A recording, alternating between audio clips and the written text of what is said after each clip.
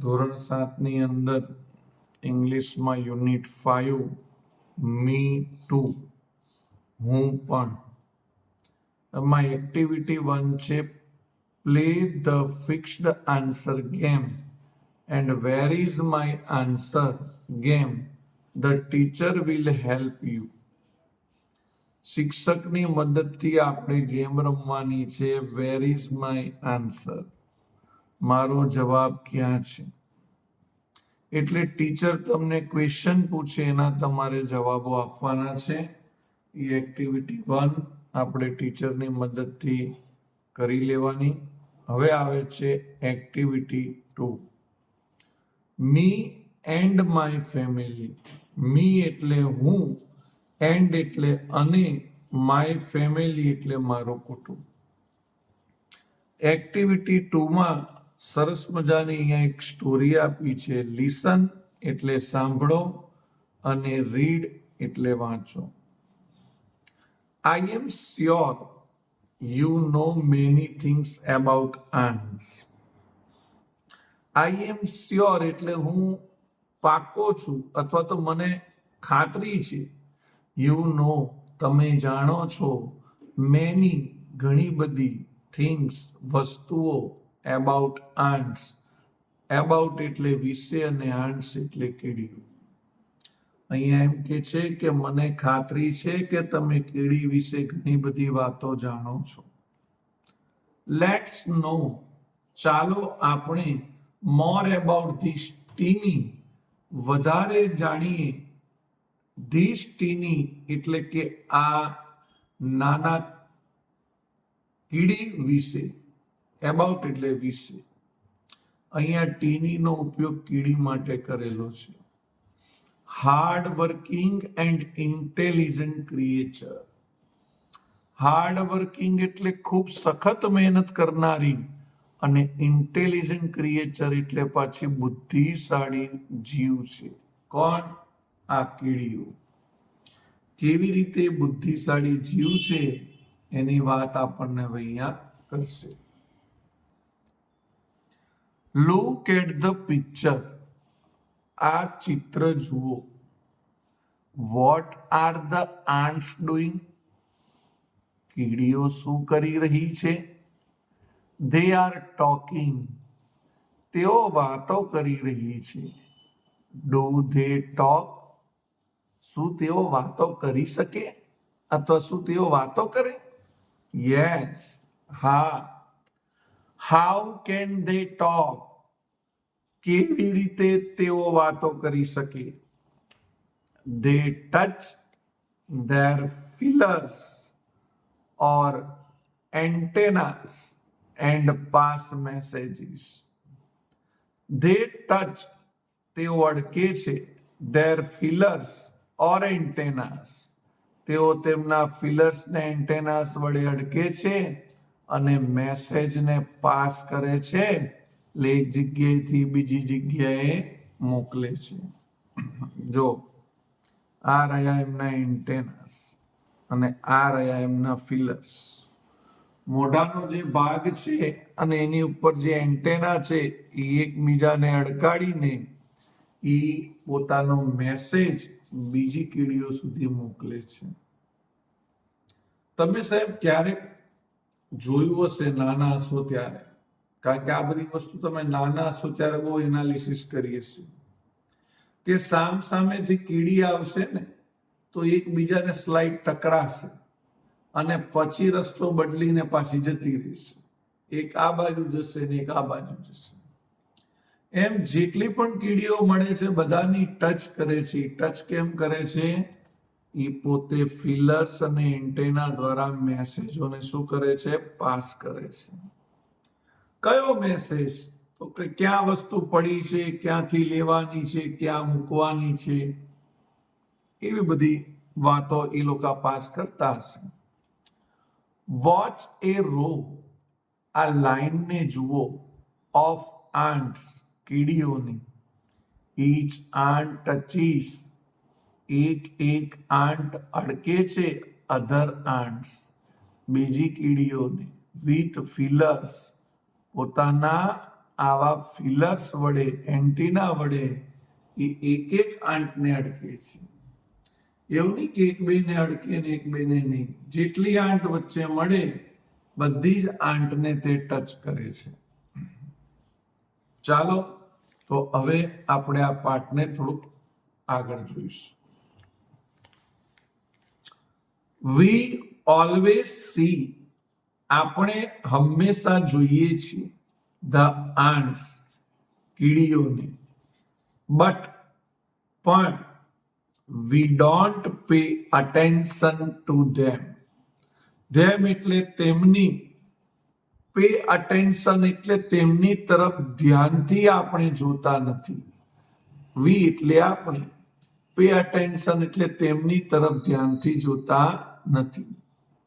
વેર, ક્યાં, do they leave, તેઓ ક્યાં રહે છે. ઇન કમ્ફર્ટેબલ હોમ્સ, તેમને કમ્ફર્ટેબલ એટલે રહેવાલાયક ઘરો, નેસ્ટ ઓર આંટ હિલ, શું તેમને આંટ હિલ હોય છે, નેસ્ટ એટલે માળા હોય છે, કે હોમ્સ એટલે ઘર હોય છે. ચાલો આપણે જોઈએ. Each ant hill has many rooms, દરેક આંટ હિલમાં ઘણા બધા રૂમ હોય છે. આંટ હિલ એટલે શું ખબર છે? તમે જુઓ, આવો રેતીનો છે ને અથવા માટીનો થોડોક નાનો ટેકરો. આપણા માટે તો નાનો ટેકરો કહેવાય, પણ કીડીઓ માટે તો થોડો પહાડ જેવું કહેવાય. એમાં એ કાણા પાડીને રહે છે. તમને ખબર નહીં હોય, પહેલાના જમાનામાં લોકો છે ને કીડિયારું પૂરવા માટે જતા. કીડિયારું પૂરવું એટલે આવા આંટ હિલ હોય ને ત્યાં ખાંડ અથવા તો લોટ નાખી આવતા કીડીઓ માટે. ચાલો હવે આપણે આગળ જોઈશું. Uncomfortable, ant hill has many rooms and passages. Ant હિલમાં ઘણા બધા રૂમ હોય છે અને જગ્યા પણ હોય છે. Other rooms are nurseries for the young ones. Other એટલે બીજા બધા રૂમ, યંગ વન્સ એટલે નાના બાળકોને, નર્સરી એટલે સાચવવા માટેના રૂમો પણ હોય છે. બીજા ઘણા બધા રૂમ નાના બાળકોને સાચવવા માટેના હોય છે. Workers have there received quarters.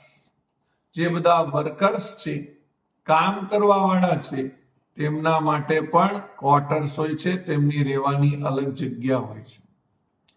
The workers searched and fetched the food into the ant hill.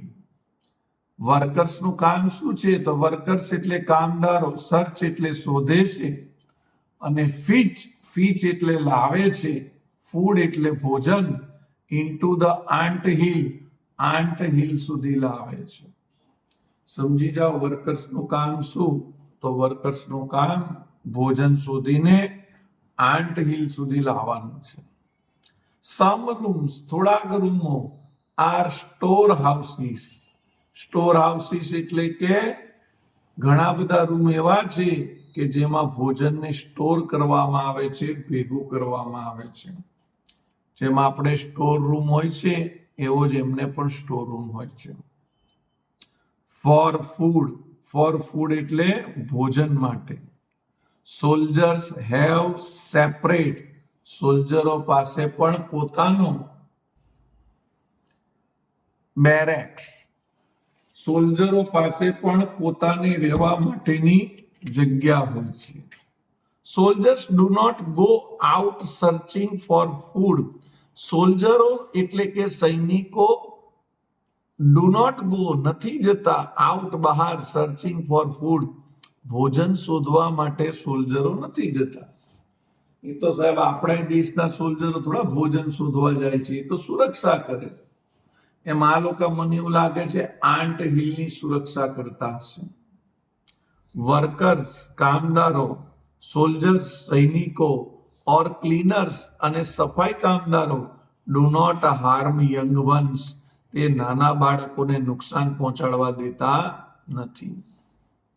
એનો મતલબ જે નાના બાળકો હોય છે કીડીઓના, બેબી આંટ, એનું ધ્યાન રાખે છે અને એને કોઈ નુકસાન ન પહોંચાડે એનું ધ્યાન રાખે છે. ધ ગ્રબ્સ એટલે જે જગ્યાએ રહે છે તે જગ્યાએ તેમનું ધ્યાન રાખે છે.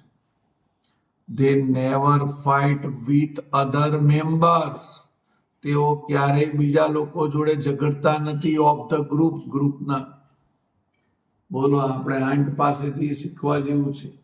કેટલો મોટી સેના બળ છે, સોલ્જરો છે, સફાઈ કામદારો છે, વર્કર્સો છે, કામ કરવા વાળા બીજા આટલા બધા લોકો છે, પણ કોઈ દિવસ એકબીજા ઝઘડતા નથી. સો તેથી aunts life is very peaceful.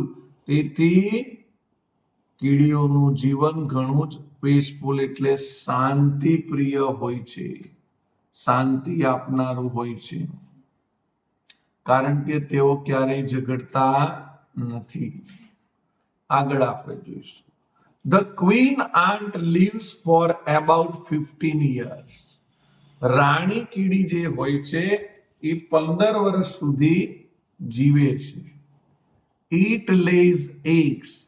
તે આપે છે અંડા. આ આંટ કીડી જે રાણી કીડી છે ને એનું કામ શું છે? અંડા આપવાનું જ છે. Eggs are hatched and grubs come out. Eggs જ્યારે તૂટે છે ત્યારે તેમાંથી કીડી બહાર નીકળે છે, baby aunt.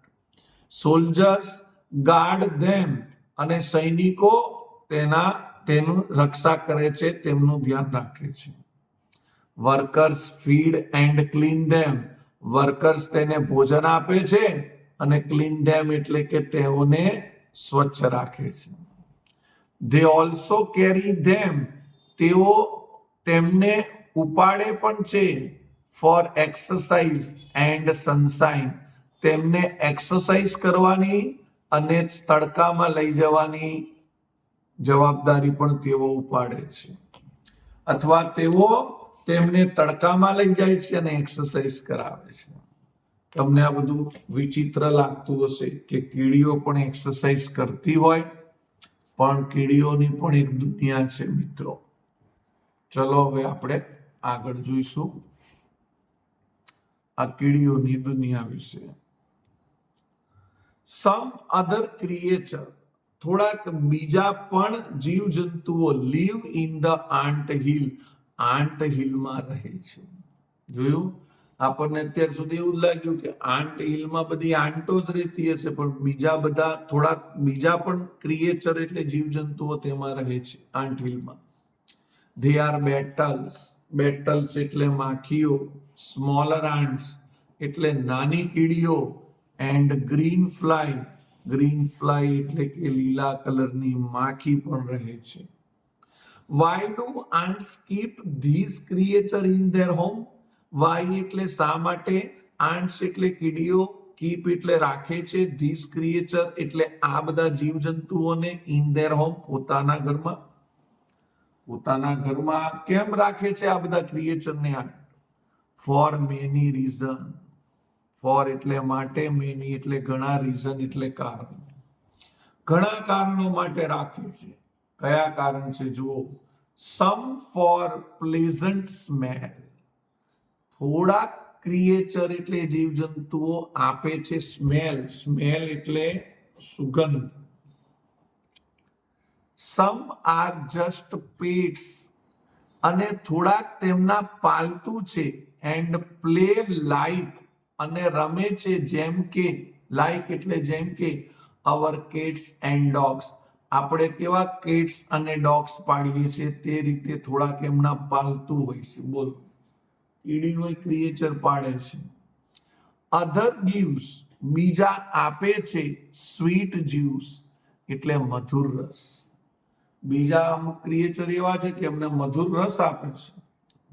The green fly is the ants cow. બોલો, ગ્રીન ફ્લાય છે, લીલા કલરની માખી છે, એ આંટની ગાય છે.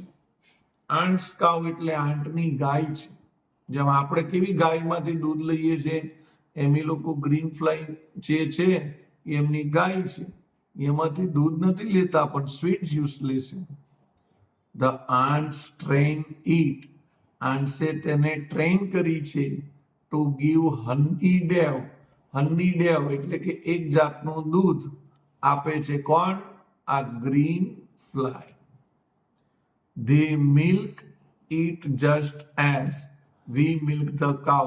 We milk the cow એટલે આપણને જેમ કાવમાંથી દૂધ મળે છે તેમ એમને પણ, તે એટલે તેઓને પણ તેમાંથી મિલ્ક મળે છે, દૂધ મળે છે. પણ એ દૂધ કેવું હોય છે? તો અહીંયા લખ્યું છે હની ડેવ એટલે કે એવો મીઠો રસ મળે છે.